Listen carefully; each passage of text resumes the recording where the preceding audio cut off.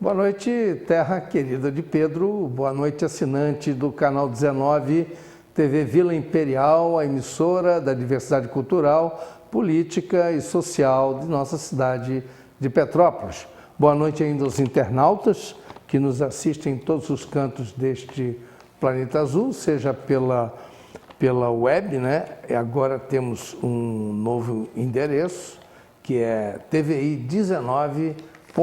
Mais fácil de você acessar o endereço, tvi19.com. Você poderá assistir o nosso programa pela internet. Quem não tiver o canal Tech Cable ou quem estiver viajando, quiser dar uma olhada na nossa programação da TVI, é sempre tvi19.com. Temos ainda os nossos programas já passados pelo YouTube, em youtube.com/Dossiê História. Basta que você acesse pelo YouTube, digitando lá Dossiê História. Há alguns vídeos embaixo, mas há um ícone em cima. É importante clicar no ícone, que aí você acessa por ordem cronológica todos os nossos programas já passados, com temas diversos e variados. Dossiê História é um programa de muito conteúdo e esse conteúdo traz temas interessantes que desafiam a nossa situação hoje no Brasil. Então tem muita coisa lá para ver e para pesquisar, entretenimento e pesquisas. E pode também pelas redes sociais em facebook.com/Dossiê História, onde nós temos uma página no Facebook e lá você poderá acessá-la e ao mesmo tempo tomar conhecimento das nossas anotações e algumas coisas interessantes que nós colocamos em nossa página. Finalmente, eu quero aqui também desejar meu boa noite aos telespectadores cativos que nos assistem todas as semanas, bem como aqueles eventuais que sempre também às vezes nos assistem e mandam mensagem para nós elogiando o nosso programa, o que nos deixa muito envaidecidos e orgulhosos. Como já falei, Dossiê História é um programa eminentemente cultural. Procuramos fazer e transmitir o máximo de conteúdo possível e ele sempre é ao vivo às sextas-feiras a partir de 20 horas e 30 minutos e as nossas reprises sempre aos sábados e domingos a partir de 22 horas e 30 minutos. Hoje, sexta-feira, 24 de novembro de 2017. Estamos iniciando a nossa programação hoje, que é uma programação extremamente excepcional, porque nós não vamos fazer aquelas apresentações iniciais de costume e nem a nossa parte jornalística, a não ser um pequeno vídeo que nós vamos passar agora. A gente ainda até a produção estava me ajudando aqui a localizar o nome do cidadão que fez esse vídeo, que ele fala sobre a Rede Globo, sobre família Marinho, enfim, ele dá um apanhado geral dos últimos 30 anos e mais o período da Revolução. Ele faz um resumo disso, é muito interessante assistir. Em seguida, eu volto para o nosso tema de fundo, que é um tema extremamente importante. Hoje eu vou passar um documentário, né, do Brasil Paralelo, e que é a história do comunismo no Brasil. Então, vamos primeiro a esse vídeo. Nós vamos falar sobre Rede Globo, sobre família Marinho e depois, então, retornamos aqui para a apresentação do nosso tema de fundo. A novela Os Dias Eram Assim, da TV Globo, é uma das coisas mais sujas que já se fez na dramaturgia de televisão.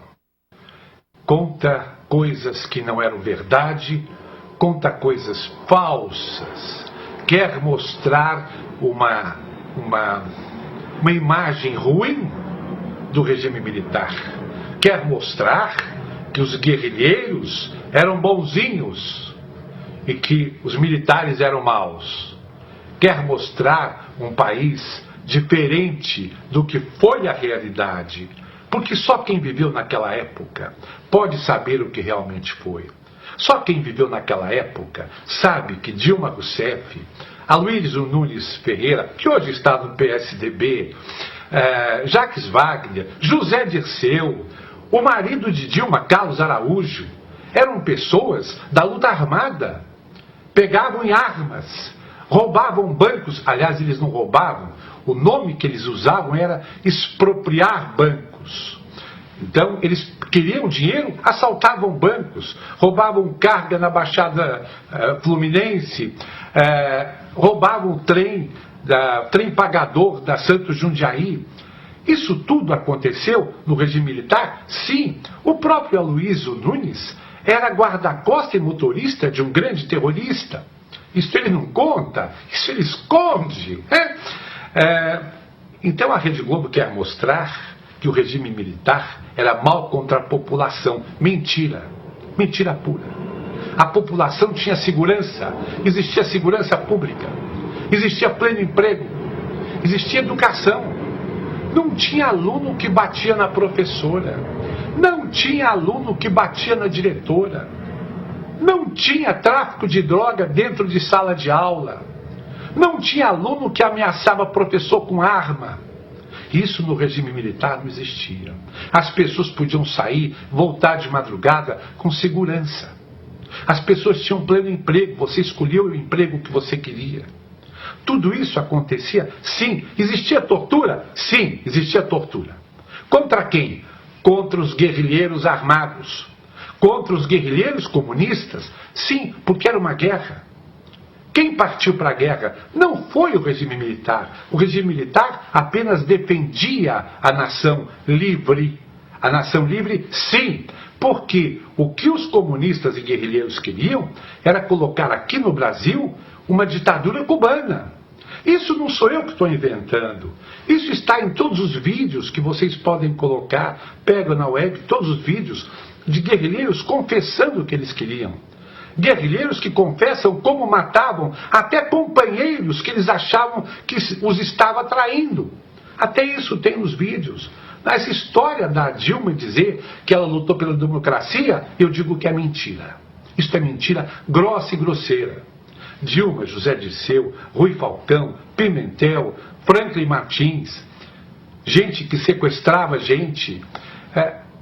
Isso tudo que a TV Globo está colocando no ar não passa de um lixo filosófico com o objetivo principal de querer criar uma má imagem dos militares no momento que a gente vê, que a gente constata que os políticos, há 30 anos, na sua maioria absoluta, com raras exceções, vêm vivendo de corrupção, vêm vivendo de mentiras, vêm usufruindo a corrupção, vêm usufruindo a mentira e vêm falando merda para a população.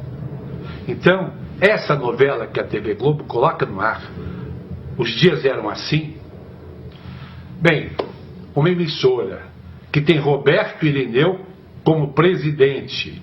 Roberto Irineu, que renega a origem da TV Globo, que foi, sim, criada pelos militares, com o pai de Roberto Irineu, Roberto Marinho, com o objetivo de dar respaldo de mídia ao regime militar.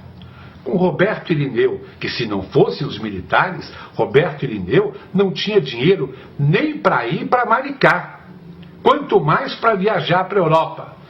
Se não fossem os militares, Roberto Irineu e sua família não receberiam de dividendos anuais 2 bilhões de reais. Então, Roberto Irineu, sei lá por quê, talvez por um problema psicológico, por um problema psiquiátrico, alguma coisa que talvez um bom psiquiatra pudesse resolver, coisas do passado, quando ele era muito apegado à sua mãe e tinha ódio de seu pai, Roberto Marinho. Quem sabe agora o Roberto Irineu esteja jogando este ódio familiar de adolescente, que não pôde fazer isso contra o pai na época, esteja jogando isso agora contra a sociedade capitalista. Quem diria, um dos maiores bilionários do Brasil, fazendo campanha comunista na sua própria emissora de televisão. Que vergonha, Robertinho! Tchau.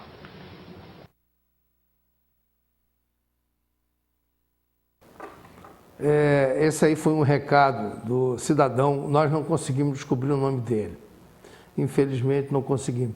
Tentamos pegar a URL do vídeo, mas não conseguimos. Vamos ver se no futuro eu consiga trazer o nome dele e mais talvez algum outro trabalho dele que ele editar. Muito bom, eu gostei muito das ponderações dele.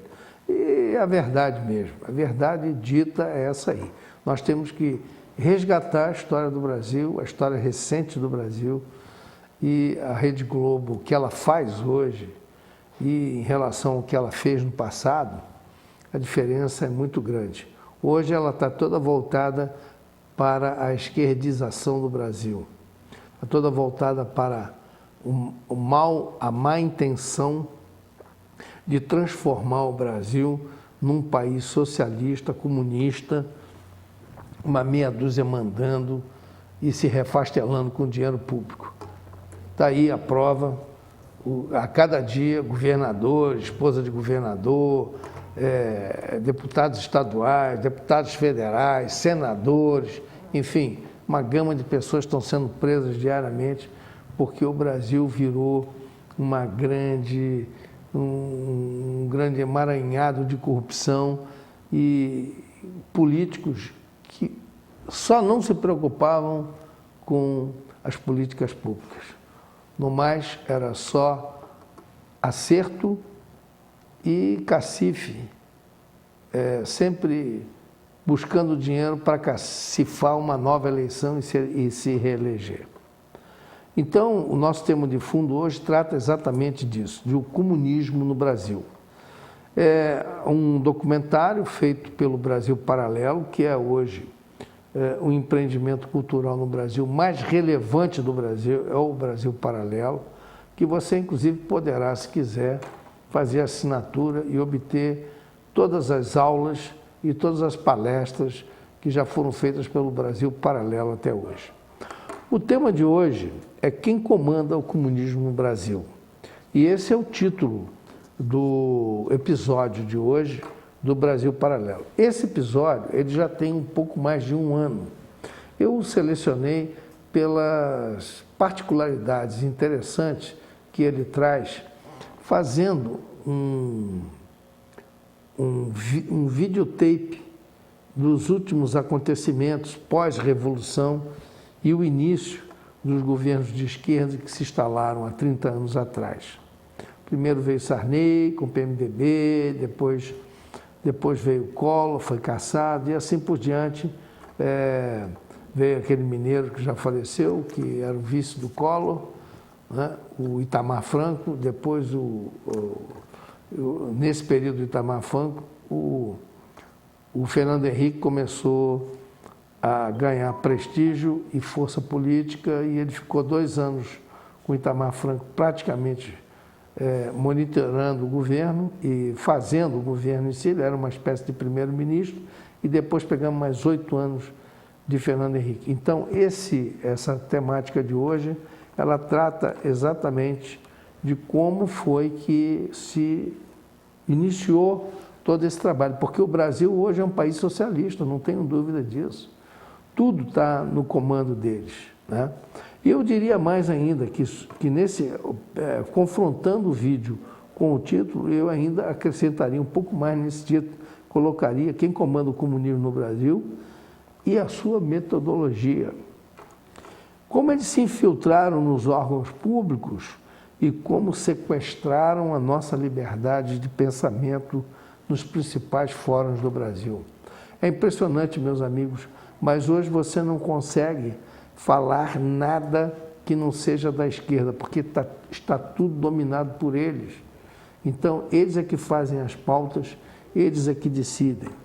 Só para você ter uma ideia, esse universo hoje compreende as universidades, os centros de pesquisa, os meios de comunicação, o ensino fundamental e médio, segmentos políticos, jurídicos, meios artísticos, mercados financeiros, meios de comunicação públicos e privados. Vimos agora o exemplo típico da Rede Globo, que se comunizou.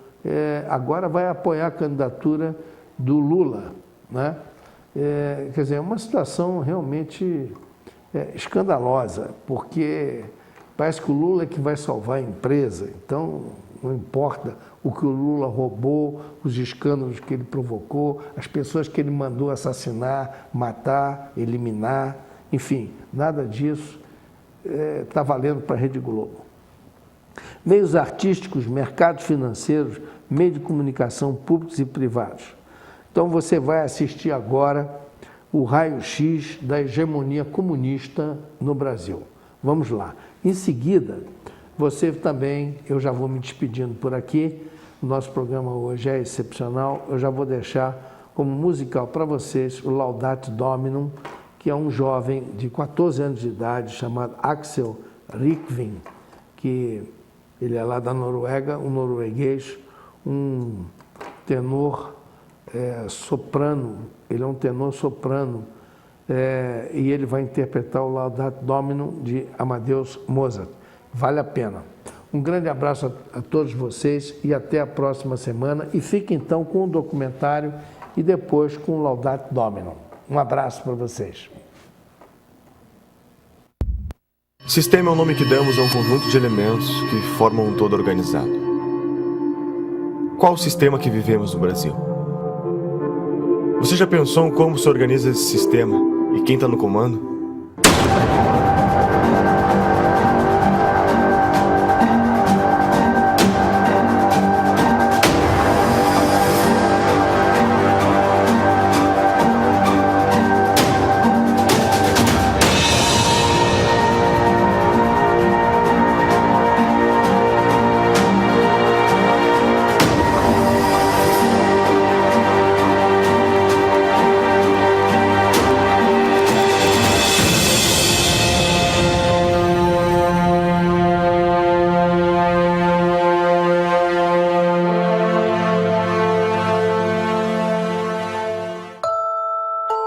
Será que o que vivemos hoje é apenas uma grande farsa, onde a cada 4 anos temos que escolher sempre entre 2 lados da mesma moeda?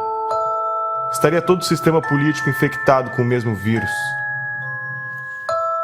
A história da nova democracia brasileira se confunde com o crescimento dessas ideologias de esquerda. Pois os mesmos protagonistas que pautavam por esses ideais foram os que fundaram a nossa Constituição de 88, e são hoje os que estão à frente dos grandes partidos políticos no Brasil. Poder é fazer com que você seja obedecido, exercer sua autoridade por meio da influência ou da força. Existem 3 formas de exercer o poder em uma sociedade: o poder político-militar, o poder econômico e o poder intelectual. O que Marx propunha? O que os marxistas, qual é o sonho dourado do marxista? Não é que não haja dominação, é inverter a classe dominante e a classe dominada. E para isso é preciso tomar o Estado por dentro. Espero que não tenha passado do point of no return, do estado de coisas além do qual é impossível voltar. Quando mais de 50% da população depende, inclusive economicamente, do Estado, quem votará para reduzir o Estado? Quando o Estado alcança um determinado ponto de grandeza, de tamanho, de custo, começa a se tornar inviável trazê-lo de volta a um tamanho razoável. E é por isso a força também da esquerda por um Estado cada vez maior, ainda que isso seja sustentável. Após a morte de Stalin, principalmente nos partidos comunistas em países democráticos, apostaram que a revolução se daria pela tomada dos espaços nos meios de propagação da mensagem, ou seja, pela conquista do poder intelectual. Conforme Gramsci, todos devem ser socialistas sem que se deem conta. Para se conquistar o poder, deve-se primeiramente conquistar as mentes e os corações das pessoas. E quem ficou com o PT, na verdade, foi o público, digamos assim, a base essencial e original do PT, que foi a intelectualidade, principalmente universitária. O PT surgiu com os intelectuais da USP, junto com o pessoal da Teologia da Libertação, um pouco, e a CUT. Mas ele, muito mais do que um partido de trabalhadores, ele sempre foi um partido de intelectuais, né? Então ele foi realmente o primeiro, digamos assim, intelectual coletivo, no sentido do Gramsci, a chegar ao poder no Brasil, tendo seguido a receita gramsciana exatamente, quase ipsis literis, né? Então vários fundadores do PT são intelectuais que, inclusive, foram os primeiros tradutores de Gramsci, que introduziram o Gramsci no Brasil. Há uma espécie de hegemonia do pensamento na formação dos nossos professores alfabetizadores. Eu diria que isso começa em meados da década de 80. E essa formação, ela está no cerne do desequilíbrio educacional brasileiro. Os professores são formados nas universidades para aprenderem quem é Paulo Freire, quem é Emília Ferreira, quem é Marx, quem é Lenin, mas não tem a percepção do que é metodologia de ensino com evidência científica, como ocorre no mundo inteiro. Isso não é por acaso. E a tese tanto do Gramsci como os componentes da Escola de Frankfurt e da guerra de posição. Então, as nossas universidades estão majoritariamente dominadas pelo pensamento de esquerda, e é lá que são formados os professores, é lá que é avalizado o livro escolar que vai para as escolas de todo o país. Introduziram o tal do sócio-construtivismo, que hoje sabe que o sócio-construtivismo não apenas imbeciliza a pessoa, mas cria até lesão cerebral. E que foram os grandes agentes disso? Eu acho que o principal foi a editora Abril, com as revistas Escola, depois a Nova Escola e Sala de Aula, que eram órgãos do socioconstrutivismo. Por aí que entrou Emília Ferreira, Celestino Freinet, toda essa porcariada socioconstrutivista comunista entrou no Brasil através desse, porque era o único órgão que alcançava todos os professores no Brasil. Então, alguém culpou eles pelo que aconteceu? Não, eles não têm culpa nenhuma. O que acontece? Quer dizer, nós estamos saindo aí de quase 2 décadas, 20 anos de governo esquerdista. Mais, se a gente contar o período sob os tucanos e tudo, quer dizer, na verdade dá muito mais tempo aí sob domínio da esquerda. Então o que acontece? Quer dizer, nessas últimas décadas, o maior comprador de livros do mercado editorial, quem foi? Foi o governo. Quer dizer, o governo, então, com as compras fenomenais que ele faz todos os anos para distribuir os livros paradidáticos nas escolas, quer dizer, ele se tornou a principal fonte de renda para muitas editoras. Agora, tudo tem um preço.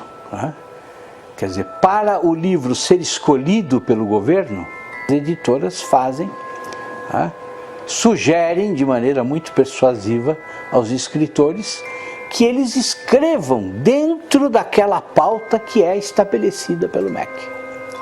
Claro que o MEC oferece uma pauta. Ele diz assim, olha, o livro para ser comprado precisa seguir este critério, e são critérios ideológicos. Você tem o gramscianismo aplicado ao mercado editorial muito semelhante ao mercado jornalístico, aos jornais, às revistas. O mesmo tipo de influência, de hegemonia.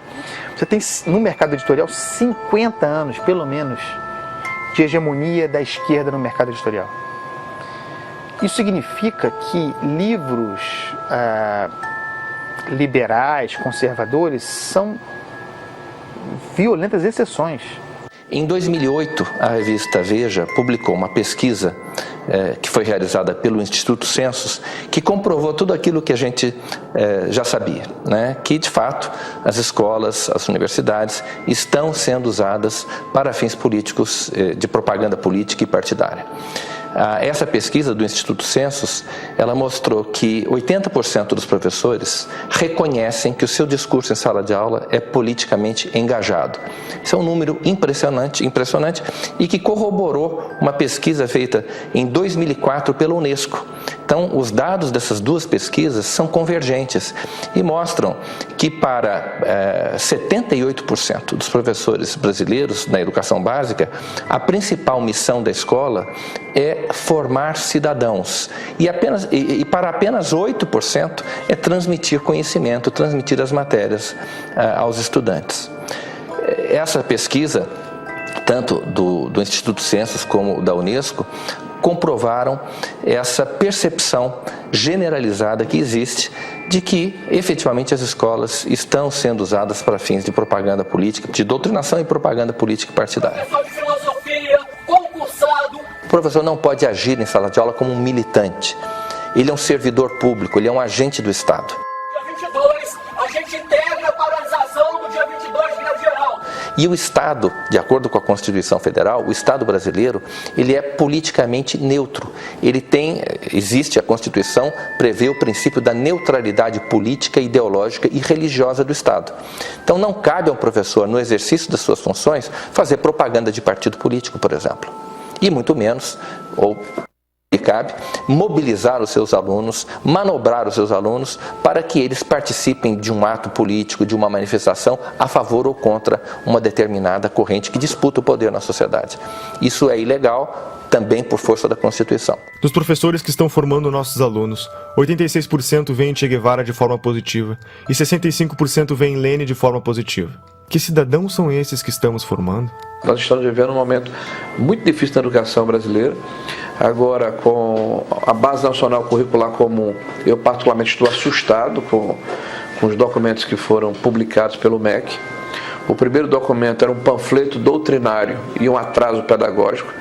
O segundo é um panfleto doutrinário e um atraso pedagógico um pouco menor. Me parece que é um bode na sala. Se criar dificuldade para se gerar facilidade. O ministro alega que vai filtrar esse processo, que vai submeter ao Conselho Nacional de Educação, mas eu não posso acreditar num conselho que está completamente aparelhado, que com raras exceções é formado por ativistas políticos de esquerda.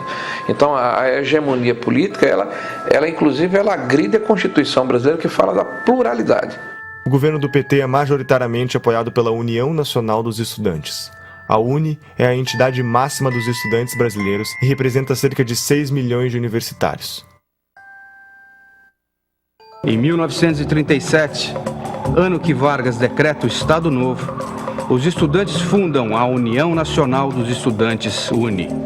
Na UNE, o mimeógrafo rodava panfletos fazendo propaganda socialista ao som da Internacional, tocada na vitrola doada pelos americanos. A União Soviética, pátria-mãe do socialismo, era o exemplo a ser seguido. E o comunismo é utopia em corações e mentes jovens pelo mundo afora. Até Carlos Drummond de Andrade fez versos para Stalin. A poesia fugiu dos livros, agora está nos jornais. Saber que resistes. Então, a UNE hoje perdeu credibilidade, a CPI da UNE é uma necessidade. Nós queremos pressionar as autoridades da Câmara nos próximos meses para que ela saia do papel. Ela está aprovada, está lida em plenário, ela tem que acontecer. A investigação principal é saber aonde foi, onde está sendo usado o dinheiro das carteiras estudantis arrecadadas no Brasil inteiro. Teve uma indenização, que nós queremos saber onde aplicar esse dinheiro, indenização pelos mortos na época da ditadura militar que tinham vínculo com a UNE. O que é isso? Foram milhões de reais via governo federal do PT, pagos por uma entidade como a UNE, e as famílias não participam disso. Existiram esses casos, não existiram, tem comprovação, não, fizeram uma indenização milionária. Nós queremos na CPI da UNE saber se esse dinheiro foi usado só para pagar ônibus, manifestantes que vinham aqui fazer protesto, ou seja, o governo aparelhou a UNE, a CUT, o MST com o dinheiro do governo para simular que eles tinham apoio popular para impedir o impeachment, aparelharam esses órgãos para virem aqui para contestar projetos de lei que poderiam investigar ou a criação de CPIs. E pode ter certeza, meu feeling é que uma CPI da UNE põe mais gente na cadeia. O movimento estudantil, ele é um movimento autoritário, totalitário, truculento, violento, e ele não... Eu cheguei a escrever isso outro dia numa coluna na Folha. Você encontra mais debate em igreja evangélica do que na universidade. A universidade não tem nenhuma liberdade de debate, não há nenhuma possibilidade de você levantar qualquer posição contrária ao conjunto de professores que administram aquele espaço, certo? E, assim, há uma piora no sentido de que há mais jovens que chegam com um discurso fechado, identificado com a esquerda, já na universidade. E quando eles chegam na universidade, então, se você estiver falando assim de um curso de humanas, onde tem várias disciplinas de humanas, eu diria que 80% ou 90% do conteúdo dado em sala de aula será de esquerda.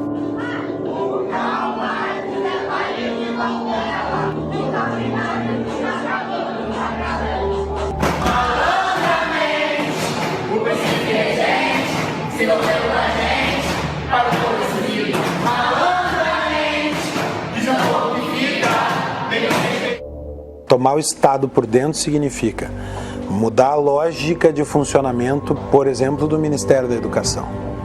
O Ministério da Educação agora deixa de ter a função de servir para Marx a burguesia e passa a ter a função de ser um elemento de revolução, de contribuir para a quebra da dominação da burguesia, a formação do proletário cidadão. Fecha muito com as teorias de educação que são aplicadas no Brasil. Essa questão da hegemonia da esquerda, né, sobretudo no meio universitário, que eu acho que isso fez muito mal para a cultura além da universidade, né, porque causou uma restrição muito preocupante, né, do imaginário das pessoas. Uma coisa que o Olavo de Carvalho fala sempre, que a sua capacidade de imaginação, de ampliar suas imagens, é muito importante para quem exerce atividade intelectual, né? Há décadas estamos formando pessoas com base no pensamento marxista. Onde toda essa gente foi trabalhar, a mídia é o maior formador de opinião da população. São TVs, blogs, jornais e revistas que contam ao povo o que está acontecendo. Mídia técnica significa que o governo deveria gastar com publicidade proporcionalmente à audiência dos respectivos veículos de comunicação. O problema é que a pesquisa brasileira de mídia identificou que a mídia técnica está longe de ser realidade. O dinheiro investido em publicidade parece não ter nenhuma relação com a audiência do veículo. Qual é o critério? A farra com o dinheiro público é tão avassaladora que já houve casos de jornal fictício receber verbas publicitárias. Desde que a presidente Dilma chegou ao poder, os gastos com publicidade só aumentaram. Apenas no ano de 2014, a presidente gastou 210 milhões com campanhas em nome da presidência.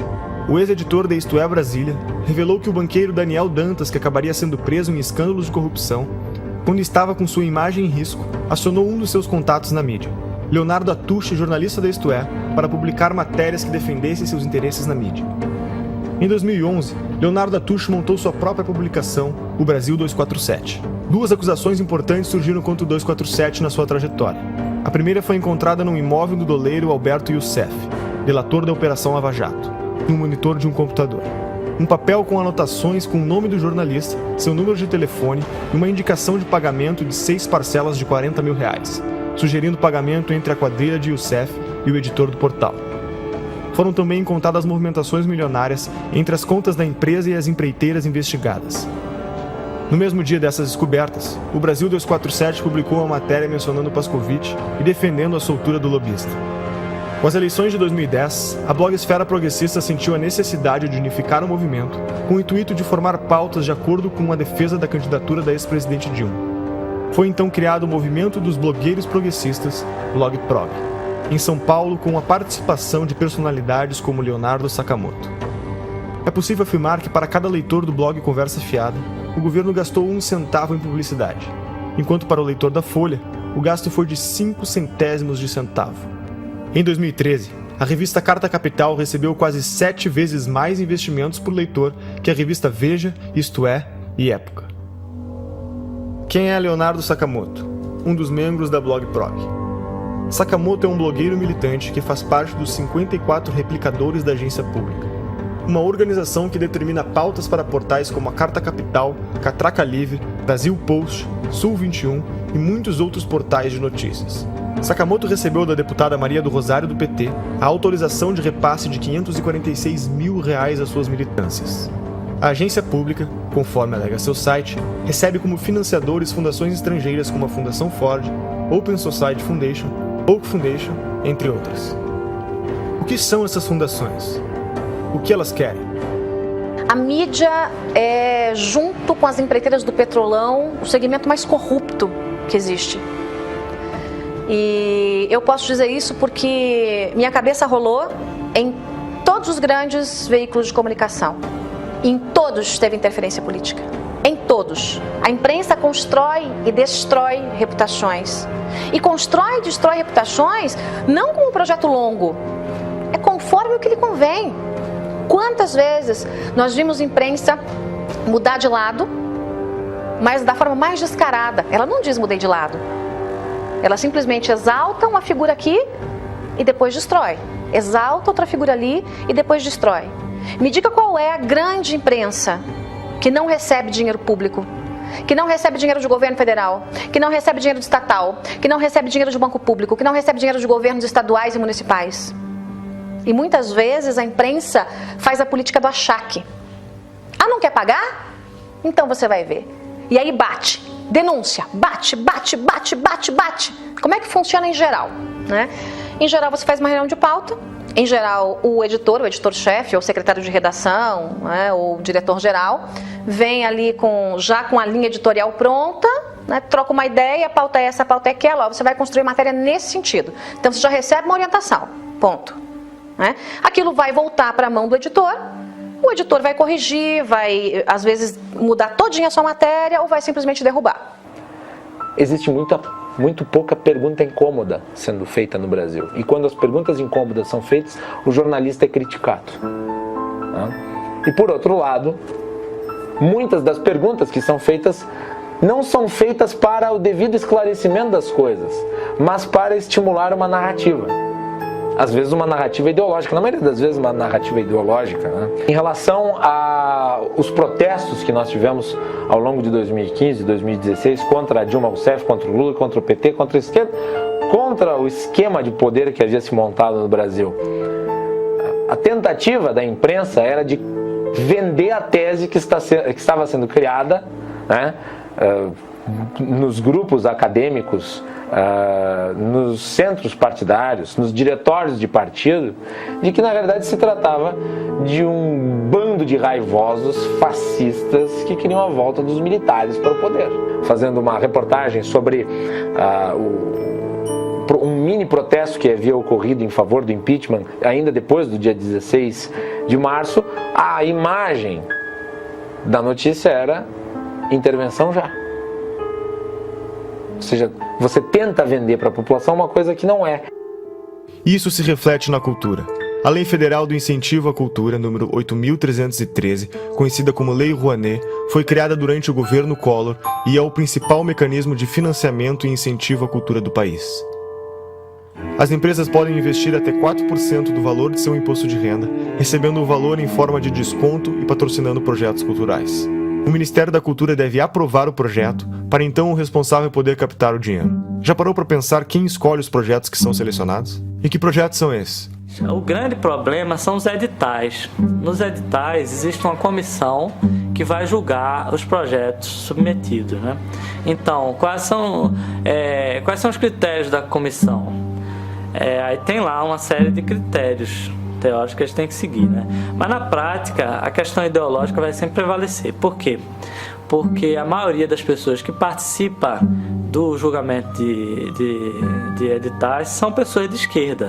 E não é só de esquerda socialista mesmo, entendeu? Não é esquerda... essa é a tendência. Então, você achar uma pessoa que, nesse tipo de edital, que não seja assim, é raríssimo. Você me perguntar quem faz parte de julgamento edital e que não é socialista, eu não vou saber dizer. E olha que eu conheço muitas pessoas, né? Então, o critério ideológico vai sempre prevalecer. Então, por exemplo, no meu caso, você quer fazer um filme sobre Olavo de Carvalho. Eu poderia passar 30 anos tentando, submetendo aí, nunca ia passar, jamais, entendeu? A Lei Rouanet se tornou um meio legalizado de desvio de verbas públicas. O incentivo à cultura, cuja proposta inicial era financiar projetos de novos artistas, passou a ser destinada a artistas já consagrados que não precisariam de lei para se manter.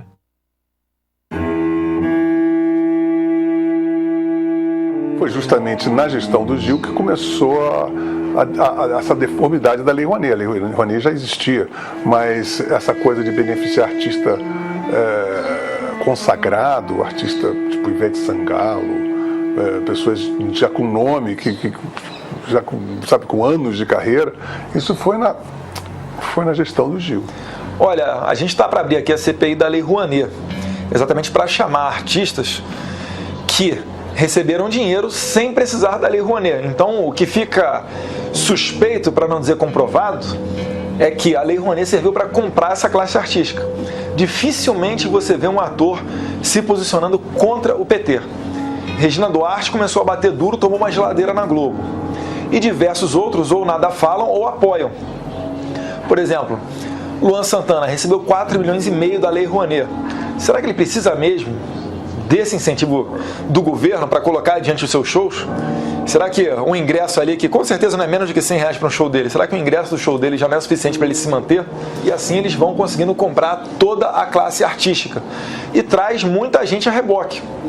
Quando um cantor fala alguma coisa, os seguidores dele, que são fanáticos por ele, adoram a música dele, adoram o trabalho dele no cinema, etc., eles não tendem a se confrontar com essa pessoa. Então é muito interessante para o governo ter essas pessoas ao seu lado. E aí já emenda no artista, já emenda logo intelectual também, intelectuais, artistas, e vão trazendo eles para cá. Exemplo notório, Wagner Moura ficava aí no exterior denunciando o golpe. Chega a ser uma infantilidade hoje em dia ficar batendo nessa tecla do golpe. Mas eles ficam a todo momento batendo em cima disso até que vire verdade. Porque eles querem colocar nos livros das escolas que houve um golpe em 2016 contra uma presidente eleita democraticamente. Os sistemas totalitários que nós tivemos no século XX, eles tiveram como principais fontes do ódio era a raça, a classe e agora o apartheid intelectual. Se você não é de esquerda, você é burro. São todos os donos do poder, todos esses, Chico Buarque, Caetano Veloso, Gilberto Gil, todos os septuagenários. Todos detiveram esse poder cultural durante esses 50 anos. Não é uma questão apenas de que eles têm um poder político entre eles. Isso o empresário tem que entender. Eles foram coronéis do Brasil durante esses 50 anos. A cultura, você tem um cinema novo, você tem a Semana de 22, você tem a Tropicália, você tem todas essas manifestações de cultura de esquerda, cacete. Um dos exemplos do enviesamento dos projetos apresentados pela Lei Rouanet é o filme sobre José Dirceu, um dos petistas envolvidos com o Mensalão, para o qual foi aprovado R$1,5 milhões. O deputado do PSOL, Jean Willis, também vai virar documentário, que será financiado por R$842 mil do dinheiro público. O filme do Lula foi financiado em R$12 milhões, por empresas que entre elas constavam Camargo Corrêa, OAS e Odebrecht. Esses são apenas alguns dos exemplos do destino dos mais de R$15 bilhões investidos pelo PT através da Lei Rouanet. Na prática, o que vemos é que o dinheiro segue a ideologia. Na 10ª Mostra do Cinema e Direitos Humanos, o conteúdo deveria ser relacionado com um dos seguintes temas: população LGBT, população negra, população em situação de rua, combate à tortura, enfrentamento da homofobia, mulheres, participação política, direitos humanos e outras minorias. A maior parte do dinheiro vem das estatais. A Petrobras gastou mais de R$400 milhões na última década para aprovar projetos como o Projeto Pai e Filho, que conta a história de um homem aprisionado e oprimido pelo poder do pai, que procura enfrentá-lo para quebrar a hierarquia da família. Já o Projeto Joelma conta a história da inadequação da mulher nascida no corpo de um homem, rompendo aspectos da sexualidade e do gênero. O rapper MC Guimê, que fatura mais de R$300 mil por mês, teve autorização de captar via Lei Rouanet mais de R$500 mil para a produção de um DVD. Luan Santana conseguiu aporte de R$4,1 milhões para cobrir sua turnê e Cláudia Leite aprovou a captação de R$6 milhões para fazer shows no litoral norte do Brasil.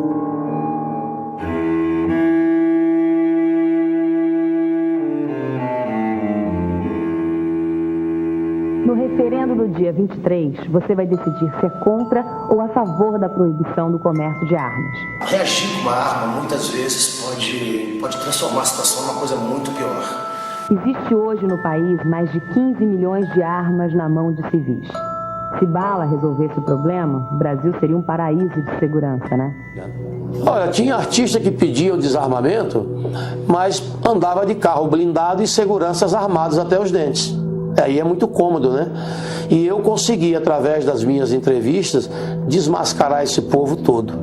O Ratinho, por exemplo, eu lembro quando eu fui lá debater no programa dele, eu antes de entrar no programa, eu dei uma volta nas imediações do estúdio e comprovei que o carro dele era blindado. Comprovei que ele tinha 3 seguranças armados, que ele não tinha o direito de defender o desarmamento do povo quando ele não precisava disso, né? Outra, a Angélica, para você chegar no condomínio dela, a 300 metros você não conseguia chegar. Segurança totalmente armada. Se você acredita que vestir uma camisa branca com a pombinha da paz vai salvar a sua vida, use. Mas se você acha que uma arma dentro da sua casa, se você conseguisse antecipar a ação do marginal, vai salvar a sua vida, ninguém pode te negar esse direito. E é isso que nós defendemos, o seu direito de escolha. Se você quer, cumprindo os requisitos, você tem direito garantido. Coisa que, infelizmente, o governo do PT retirou isso do povo brasileiro. A violência pode ser usada para o bem ou para o mal. É que nem arma. A esquerda adora falar que a arma mata. A gente está num país que a gente sabe que tem mais arma que habitante e que a segunda emenda, que é o direito de legítima defesa, é sagrado.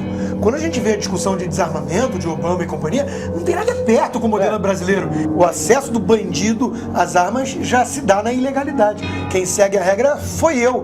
Fui eu que passei por um processo ultra mega burocrático de 5 dias úteis que você precisa esperar de background check aqui nos Estados Unidos. 5 dias úteis. Você vai lá, compra a tua arma, que aliás custa mais ou menos 1/4 do que custa no Brasil, 1/5. A arma no Brasil custa 4, 5 vezes mais caro. Você compra a arma, espera 5 diazinhos e vai lá buscar. Foi o processo burocrático que levou. E não tem nenhum custo de despachante, R$1.000 de licença para cá e para lá, não tem nada disso. Porque é um país que entende um direito básico do indivíduo de legítima defesa. Todos os países aonde surgiram os grandes ditadores, uma das primeiras providências dele foi desarmar o cidadão. Hitler, Mussolini, esse cretino da Venezuela. São medidas adotadas para que eles não tenham resistência da sociedade.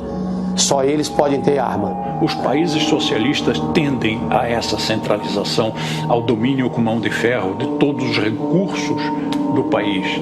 E isso eu acho muito perigoso, porque se esse controle centralizado cai nas mãos de uma pessoa com um caráter duvidoso, com intenções não lá tão boas, ele domina o país inteiro. Mas se for tudo descentralizado, é difícil que se instale, por exemplo, uma ditadura. Penso que é mais difícil. Inclusive, se a população estiver armada, é mais difícil que um governo imponha uma vontade que não corresponda à vontade do povo, se esse povo tiver condições de reagir. Agora, qual é a primeira coisa que se faz quando se quer dominar um povo? Desarma esse povo. O Instituto Sou da Paz, que trabalha pela redução da violência, acha que menos armas resultam em menos mortes. O que a gente precisa fazer é reduzir essa quantidade imensa que tem de armas circulando nas nossas estações. O Instituto Sou da Paz, que começou fazendo campanhas pelo desarmamento em 1997, receberam $492 mil da Fundação Ford do ano de 2007 a 2011 e $1,58 milhões da Open Society de 2013 a 2014. Que ONGs são essas? O que elas defendem? Lembra de Saul Alinsky? Segundo a CPI das ONGs realizada em 2007, foram apresentadas mais de 13 bilhões de gastos de diferentes esferas do governo. Para sindicatos foram repassados R$495.698.000.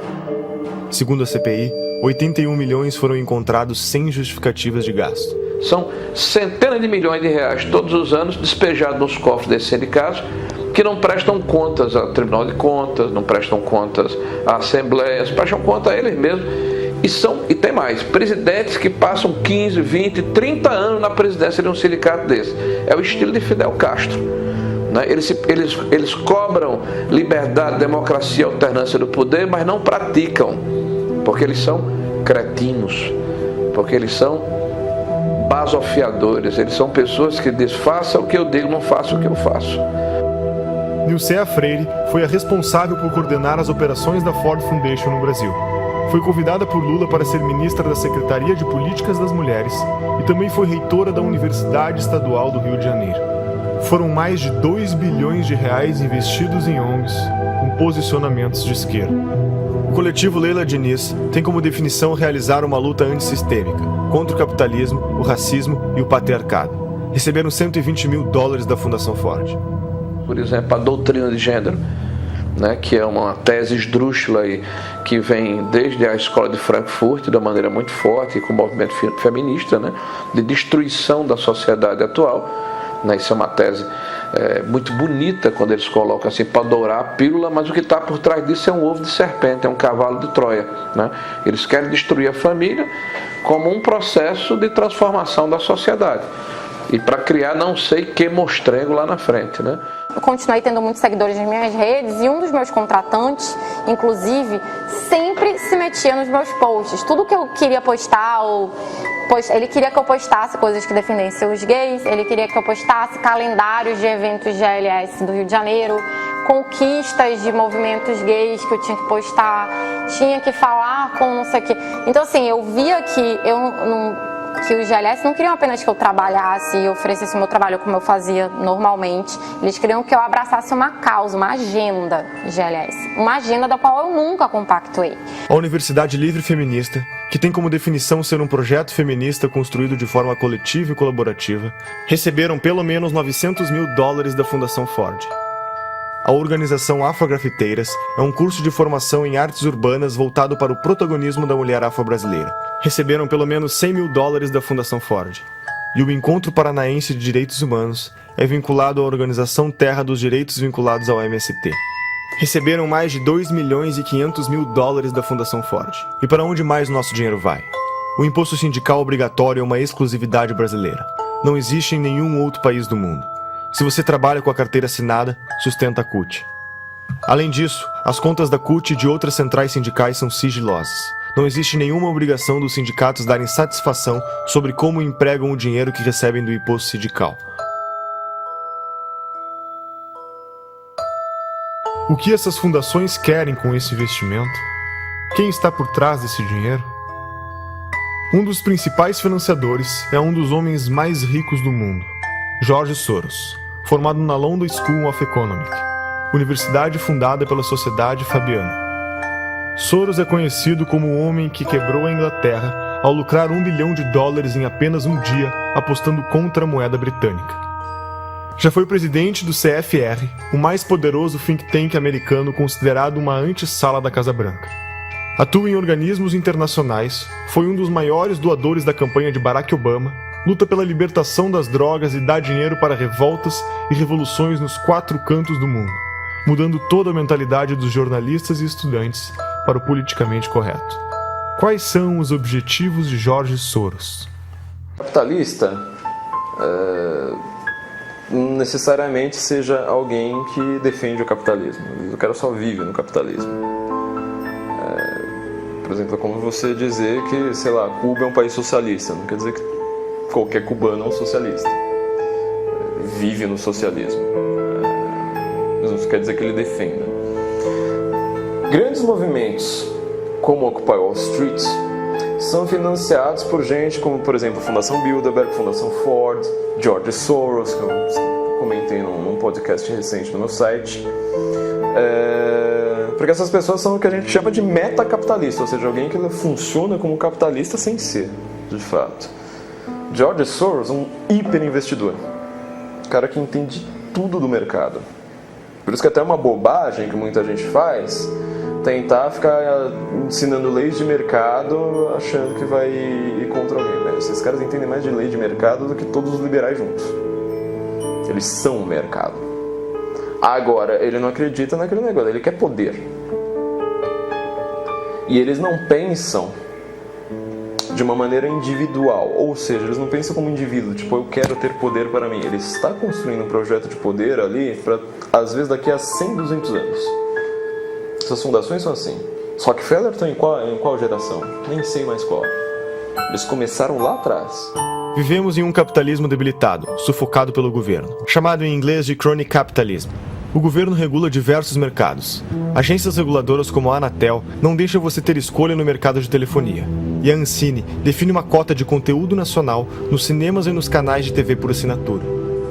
11 milhões de pessoas trabalham para o governo brasileiro. Eles são pagos com o dinheiro da arrecadação de impostos. Todos esses funcionários têm salários vitalícios e não podem ser demitidos sem justa causa. Os nossos 513 deputados federais podem ter até 25 assessores.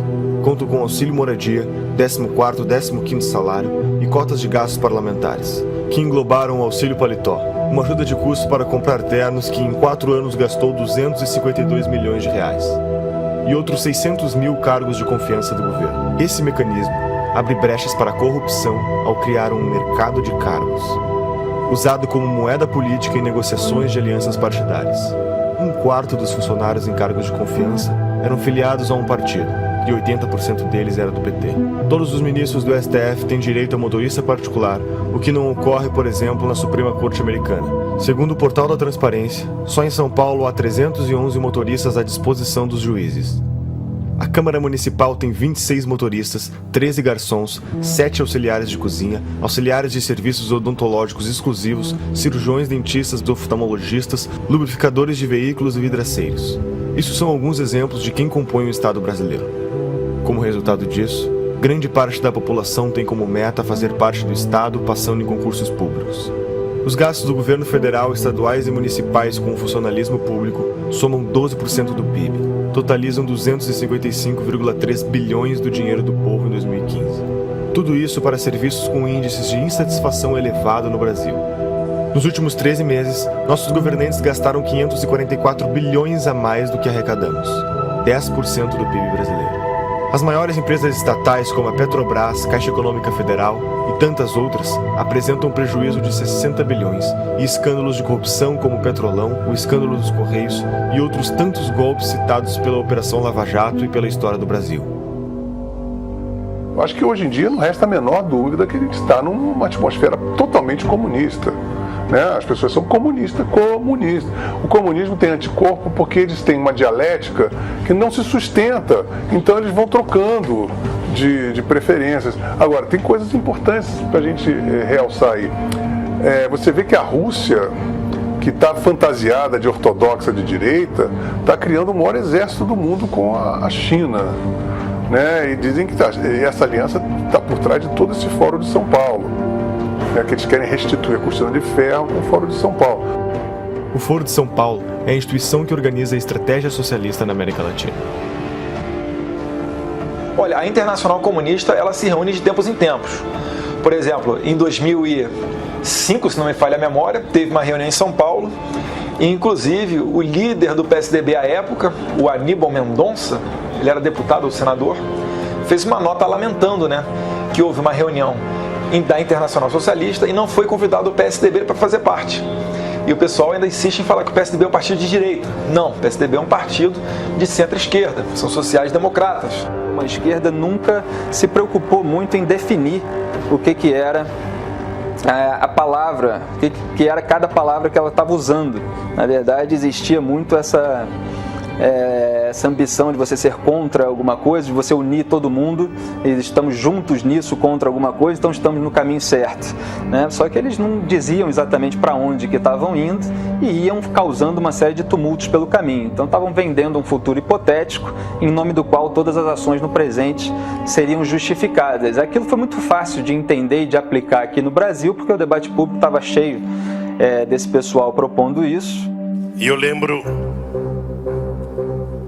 quando tivemos a ideia de construir o Fórum de São Paulo. E aí veio a ideia,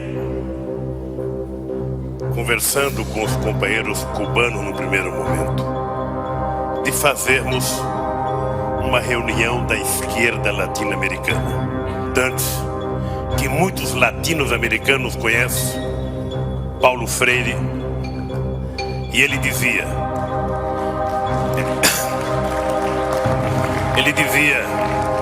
juntar os diferentes para derrotar os antagônicos. E nós, e uma das forças políticas que mais contribuiu para que nós chegássemos a construir o que nós construímos, foram os companheiros do Partido Comunista Cubano, que sempre tiveram paciência e experiência de nos ajudar.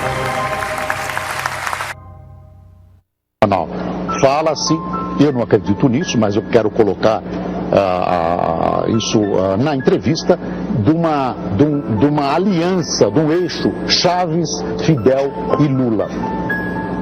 Ô Boris, você sabe que isso é no mínimo uma piada de mau gosto, e eu te aconselho até não repetir isso no vídeo. Violou, 10 anos atrás, você podia prever, por exemplo, uma América Latina assim: Fidel, Chávez, Morales, Bachelet, Correa, quem mais? Todos de esquerda na América do Sul. Você podia prever que isso ia acontecer? Prever não, mas nós já lutávamos por isso e já trabalhávamos por isso, inclusive porque nós criamos o Fórum de São Paulo, que lutava para isso. Depois criamos ainda o Grupo de Marbella, que é o nome da cidade, do hotel onde nós fomos no Chile, que se reuniu. Todos depois foram eleitos presidente da República. Todos foram.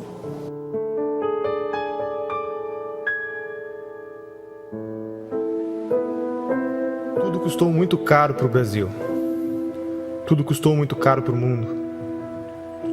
Caro para a nossa educação, para as nossas crianças.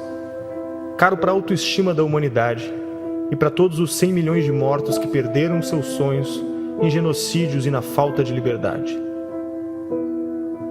Herdamos a responsabilidade de acabar com a utopia. Nós temos o compromisso de aprender com o passado.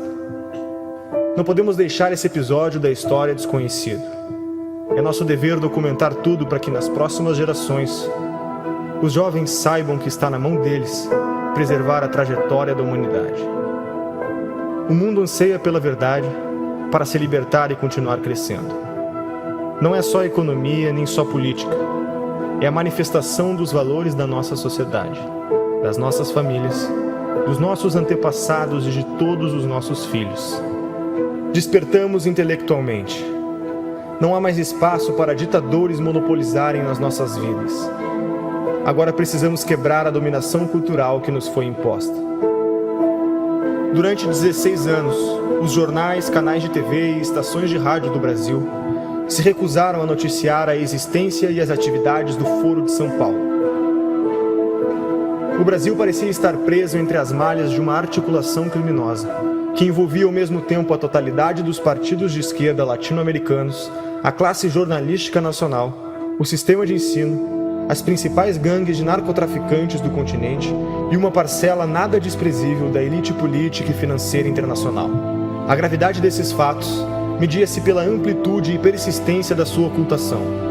Crescendo em segredo, o Foro de São Paulo tornou-se o motor principal das transformações históricas no continente, enquanto a ignorância geral fazia com que os debates públicos e a vida cultural se afastassem da realidade, se transformando em uma engenharia de alienação, fortalecendo ainda mais o crescimento de um esquema de poder que se alimentava da sua própria invisibilidade. A queda vertiginosa do nível de consciência pública nessas condições era inevitável. Um dos aspectos mais perigosos da situação é a facilidade com que os culpados se desvencilham de qualquer tentativa de denúncia, qualificando-a de teoria da conspiração. Mas quem falou em conspiração? O que vemos é uma gigantesca movimentação de recursos, de poderes, de organizações, de correntes históricas, tudo documentado. É o inimigo onipresente e invisível, sonhado por Antônio Gramsci.